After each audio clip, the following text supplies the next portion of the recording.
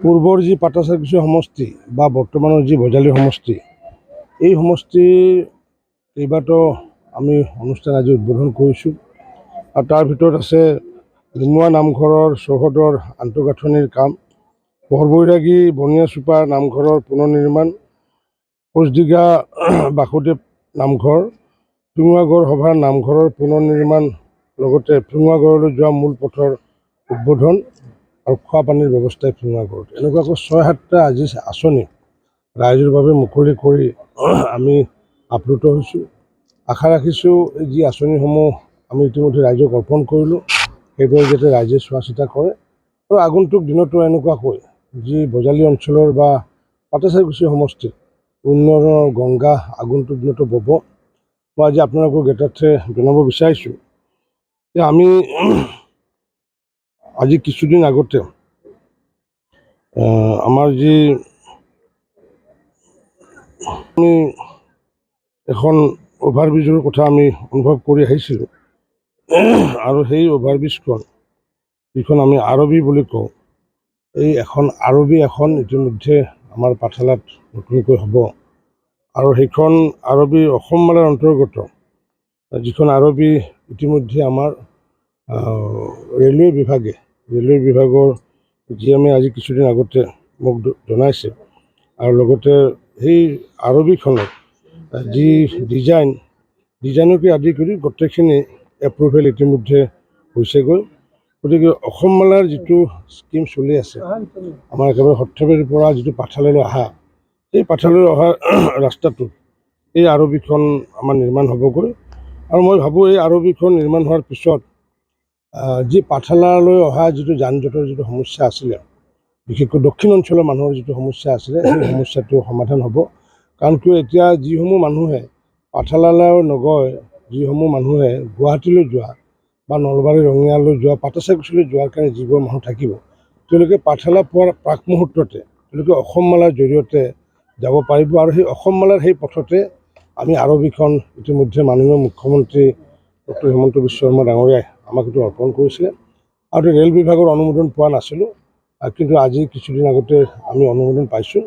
গতিকে এতিয়া পাঠশালাত নতুনকৈ এখন আৰবি হ'ব। যিহেতু আমি যদি পাঠশালাৰ বৰ্তমানৰ যিখন গেট, সেইখনত যদি আমি আৰবিখন নিৰ্মাণ কৰোঁ, তেতিয়াহ'লে তাৰ যিটো ছাইড ৰোড যিহেতু নাই, ছাৰ্ভিচ ৰোড যিহেতু নাই, আৰু সেইকাৰণে অল্টাৰনেটিভ হিচাপে আমাৰ অসম মালা ৰাস্তাতে সেই আৰবিখন নিৰ্মাণ হ'ব। এইটো পাঠশালাবাসী বা দক্ষিণ অঞ্চলৰ কাৰণে, আমাৰ সমষ্টিৰ দক্ষিণ অঞ্চলৰ কাৰণে এটা সুখবৰ। যদিও আমাৰ অসম মালাৰ যিটো প্ৰজেক্ট, সেই অসম মালাৰ প্ৰজেক্টৰ লগতে আছে সেই গোটেই স্কিমটো, আৰু এইটো প্ৰায় 40 কোটি টকা ব্যয় সাপেক্ষে এইখন হ'বগৈ। আৰু ইতিমধ্যে অসম মালাৰ কামটো চলি আছে, যিহেতু সৰ্থেবাৰীৰ কামখিনি যিহেতু মাটিৰ দৈৰ্ঘ্যত হ'ব, এইটো সৰ্থেবাৰীৰ পৰা আমাৰ পাঠশালালৈ হ'ব। গতিকে সৰ্থেবাৰীৰ পৰা ৰামপুৰলৈ, তাত মাজত ৰামপুৰত অকণমান মাটিৰ সমস্যা আছে কাৰণে যিহেতু কিছু সমস্যা আছে কাৰণে সেইখিনি স্থবিৰ হৈ আছে। কিন্তু বৰপেটাৰ যিটো পাৰ্ট, এইটো আপটো নগাঁৱৰ পৰা আহি পেলাই সৰ্থেবাৰী, আৰু সৰ্থেবাৰী হৈ পেলাই ৰামপুৰ হৈ পেলাই যিটো পাঠশালালৈ অহা, সেইখিনি কামত প্ৰায় এতিয়া তেওঁলোকে কাম আৰম্ভ কৰিছে। 70% কাম ইতিমধ্যে আৰম্ভ কৰিছে। মাটিৰ পেমেণ্ট যি গৰাকীসকলে পোৱাৰ পিছত মাজতে যি কাম বন্ধ হৈ আছে, সেইখিনি কামো সকলোৱে পাৰ হ'ব। মই ভাবোঁ এতিয়া যিসকলে দক্ষিণ অঞ্চলৰ মানুহৰ কাৰণে যাতায়াত ব্যৱস্থা অধিক সফল হ'ব বুলি। আজিৰ দিনটোত কিমান টকাৰ ব্যয় সাপেক্ষে? আজিৰ দিনটো সৰ্বমুঠ প্ৰায় আমাৰ 50 লাখ টকা হ'ব না,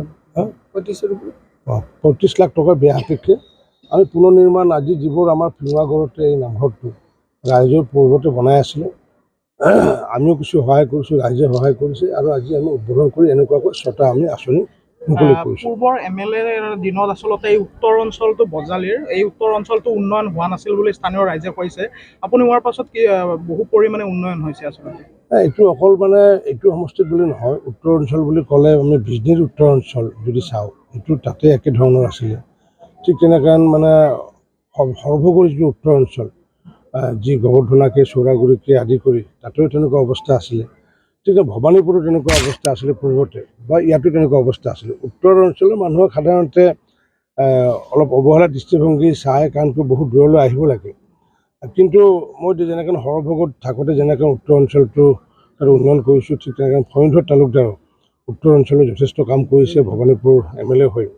আৰু ঠিক তেনেকৈ ইয়াতেও আমি উত্তৰ অঞ্চলক অধিক অগ্ৰাধিকাৰ দিছোঁ এইকাৰণে যে উত্তৰ অঞ্চলত আচলতে মাটিৰ পৰিধি বা পঞ্চায়তৰ নাম্বাৰটো বেছি, গতিকে সেইকাৰণে স্বাভাৱিকতে উত্তৰ অঞ্চল বহুত কাম কৰিবলগীয়া আছিলে। কিন্তু সমান্তৰালভাৱে দক্ষিণ অঞ্চলতো আজি প্ৰতিটো পঞ্চায়ত যেনেকৈ নিজ হৰিহ গাঁৱত যদি যায় আপোনালোকে একেলগে 3টা ৰাস্তাৰ কাম তাত ইতিমধ্যে কাম হৈ আছে এতিয়া।